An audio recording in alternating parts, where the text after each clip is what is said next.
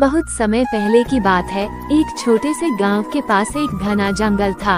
इस जंगल में हर तरह के जादुई प्राणी रहते थे। गांव वाले जंगल से डरते थे, क्योंकि कहते थे कि जो भी जंगल के अंदर गया वो वापस नहीं आया। लेकिन एक छोटा लड़का, जिसका नाम अर्जुन था, वह बहुत साहसी था और उसे हमेशा नई चीजों की खोज करने की आदत थी।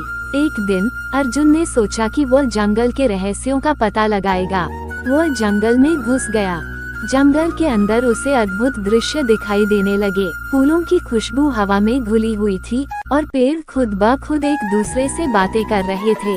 अर्जुन थोड़ा डरते हुए भी आगे बढ़ता गया। कुछ देर बाद अर्जुन एक छोटे से झरने के पास पहुंचा, जहां एक भालू और एक खरगोश बैठकर आपस में बात कर रहे थे। अर्जुन हैरान होकर सुनने लगा। खरगोश ने कहा, हमारे जंगल में एक जादू है जो केवल उन्हीं को दिखता है जो सच्चे दिल से होते हैं। भालू ने कहा, तुम्हें चाहिए कि तुम जंगल के सबसे पुराने वृक्ष से आशीर्वाद लो। वो वृक्ष तुम्हें हमारी दुनिया के रहस्यों का राज बताएगा। अर्जुन ने जंगल के सबसे पुराने वृक्ष की ओर रुख किया। वो वृक्ष बहुत बड़ा और महल जैसा था। अर्जुन ने वृक्ष के पास जाकर कहा, मैं आपकी मदद चाहता हूँ, मुझे इस जंगल के रहस्यों के बारे में जानना है। वृक्ष ने अपने पुराने लकड़ी के तनों से आवाज निकाली और कहा, तुम्हारे दिल में जो सच्चाई है वही तुम्हारा मार्गदर्शन करेगी। अगर तुम दूसरों की मदद करने का वचन लेते हो तो मैं तुम्हें जादू का तोहफा दूंगा।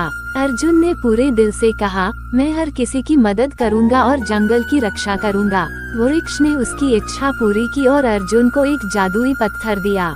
यह पत्थर उसे जंगल के सभी प्राणियों से संवाद करने की शक्ति देता था। अर्जुन ने इस शक्ति का उपयोग करते हुए जंगल के प्राणियों को खुश रखा और गांव में सभी को इस अद्भुत जंगल के बारे में बताया। अर्जुन अब जंगल और गांव के बीच एक सेतु बन चुका था, जहां दोनों एक दूसरे के मददगार थे। और इस प्रकार अर्जुन की बहादुरी और सच्चाई ने उस जादुई जंगल को सुरक्षित रखा और वह सभी के लिए एक प्रेरणा बन गया।